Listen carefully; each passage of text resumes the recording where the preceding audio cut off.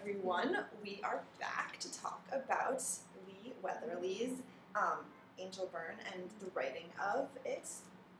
This video is going to be a little bit more about the process and any advice she may have for budding young authors out there.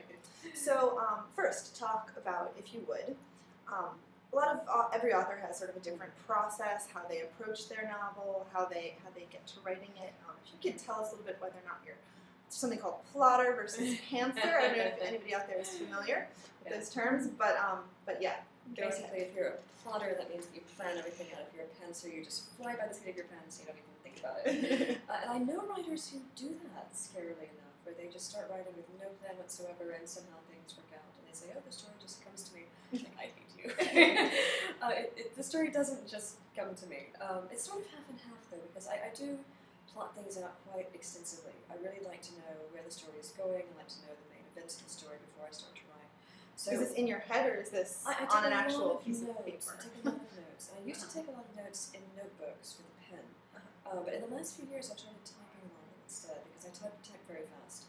And so I just do a lot of sort of train of thought, just sort of free thought writing, where I just type and type and type, and I get 20 pages of just notes. It's just sort of me thinking out loud on the screen. Could this happen? Could that happen? Basically. And so I'll get a pretty firm idea of what the storyline is, and the sort of characters' emotional arcs, and the sort of action journey.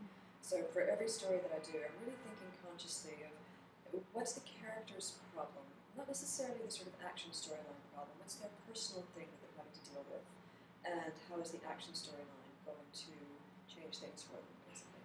And so it's almost two separate things which I'm working out that then come together as the story goes on. And yeah, so I do a lot of planning, but then what I found out is that as you actually start to write, sometimes the planning means nothing whatsoever. In Angel Burn, for instance, as I started to plan the story, one thing I always knew was going to happen was that Alex was going to sort of take Willow by force to New Mexico. She wasn't going to let her go, so she was going to get kidnapped, basically. And that was going to be really romantic, and she falls in love with the person who sort of kidnaps her, and it did not work in the slightest.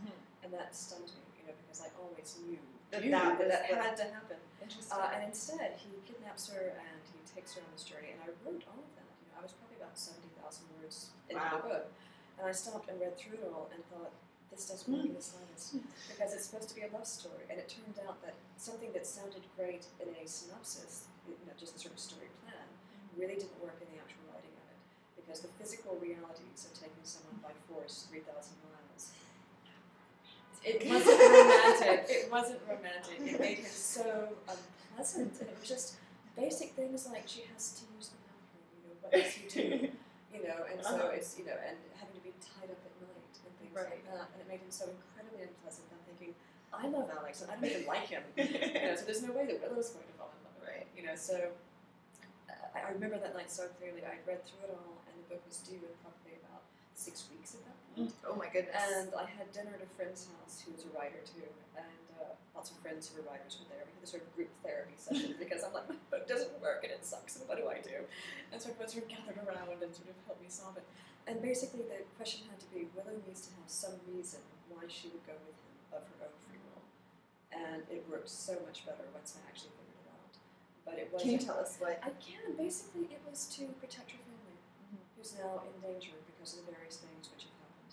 She's really shell-shocked at what she's found out about herself, and she realizes that she can't go home or else she'll put her mom in danger, and she loves her mom tremendously. So that's the reason why she chooses to go, but she doesn't like it very much, but she chooses to. And then it's her choice. And you still get that dynamic of her not really wanting to go, exactly, but she's not being physically forced at forced. gunpoint. Which, thinking back on it now, I'm like, how could I have thought that was going to be a good romantic storyline? In some cases, maybe it would work, but it just didn't work in this one. So. Well, that's definitely interesting. It's always, I don't know, I love hearing about how authors sort of come across their own the story that they want to tell, and how many stories they go through together. A lot. Do you have any advice for young authors out there? Yeah, absolutely. I wanted to write almost the first memories I have. I wanted to write from the time I was about 5 years old. I'd say a really important thing is to read everything that you can get your hands on. I'm sure everyone says that, but it really is true. and you learn so much just from reading other people's work, especially if you have a book that you really love. If you think about why do I love this book, if you read it again, really sort of almost take it apart in your head and notice how the writer does things. Because I think when you're first starting out, things that you find really difficult are just simple things like how do I get the character across the room and into the car? And you find yourself writing things like he crossed the room and put his hand on the doorknob and turning the door, he opened it slowly and then stepped out into the hallway and got into the car, put the key into the ignition, and you get really bogged down in these details that don't need to be there at all. And so if you notice how writers handle these things, it can really help what you're trying to do. I think that's excellent advice. Books. So what are some of your favorite books now, and also just growing up? What favorite books now? There's so many books that I want to read at the minute that I haven't read because I've been so busy writing. But certainly books growing up, I loved Judy Blume. Everyone loved Judy Blume, but for a very good reason. I loved fantasy too, and so I read a lot of Lloyd Alexander. If you read the Prydain Chronicles and all that. No. Absolutely loved those growing up. Barbara Wurzbach was a huge favorite of mine. She wrote tunes for a small harmonica, which is fantastic. Oh, that's nice to know. Yeah, it is. It's great. It's one of these books of the 70s with these great long titles. Norma Klein is a writer I also loved. So sort of looking back now, I really liked this sort of mix of gritty realism and fantasy, which I think is sort of what I went on to do with Angel Bird. Because although it's fantasy, obviously it still hopefully has a sense of realism to it. Absolutely.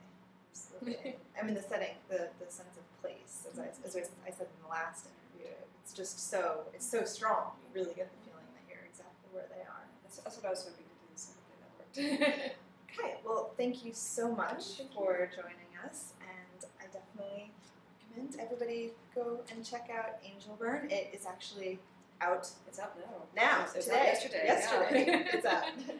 Hot off the press. Hot off the press. So thank you so much.